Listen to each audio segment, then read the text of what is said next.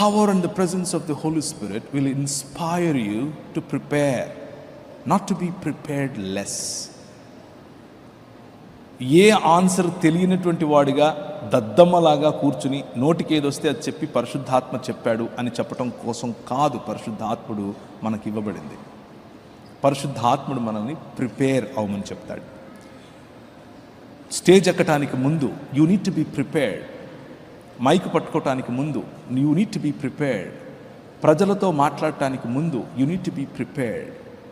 కానీ వాక్య సంబంధమైనటువంటి సిద్ధపాటు,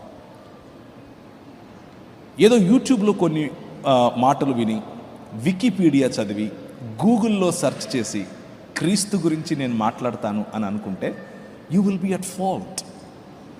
you will disappoint both God and your selves.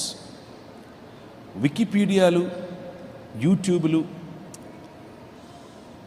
Google సెర్చ్లు, చాట్ జీపీటీలు కాదు. వాక్యం, దేవుని వాక్యంలో మీ వేళ్ళూరాలి. దేవుని వాక్యంలో స్థిరంగా మీరు నేర్చుకోవాలి. ప్రార్థనతో కూడిన సిద్ధపాటు, ఎల్లప్పుడూ సిద్ధంగా ఉండటం. అన్నీ తెలిసుండాలి అని నేను చెప్పట్లేదు. తెలిసిన కొద్దిగా అయినా సరే కాన్ఫిడెంట్గా తెలిసుండాలి. కాన్ఫిడెంట్గా నేర్చుకోవాలి.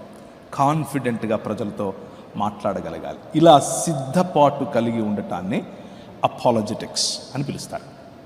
సో ద ఫస్ట్ సెషన్, ఈ ఫస్ట్ సెషన్ నాకున్న ప్రైమరీ ఫోకస్ ఏంటంటే, మీరు అపాలజెటిక్స్ అన్నది అదేదో గ్రీకు తత్వశాస్త్రమో లేకపోతే ఇంకేదో అని అనుకుండేరు పొరపాటున. ఇంతకుముందు అపాలజెటిక్స్ అని అంటే కేవలం ఇంగ్లీష్ మాట్లాడేవాళ్ళు, రూమ్లో కూర్చొని 4-5 మాటలు, ఎవరికి సువార్త చెప్పరు, ఏమీ లేదు, కేవలం 4-5 మాటలు ఇంగ్లీష్లో మాట్లాడుకొని వెళ్ళిపోయేవాళ్ళు ఉండేవాళ్ళు. అలా కాదు. తెలుగు భాషలో, మన సంస్కృతిలో, మన దేశంలో, భిన్న మతాల మధ్య మనం కూర్చుని ప్రభు అయిన యేసు క్రీస్తు యొక్క దేవత్వాన్ని, ప్రభు అయిన యేసు క్రీస్తు యొక్క ప్రభుత్వాన్ని చాటి చెప్పటమే అపాలజెటిక్స్. అలా చేయగలగాలి, ధైర్యంగా చేయగలగాలి, అందరి ముందు చేయగలగాలి. సో మన ఉద్దేశం ఏంటి?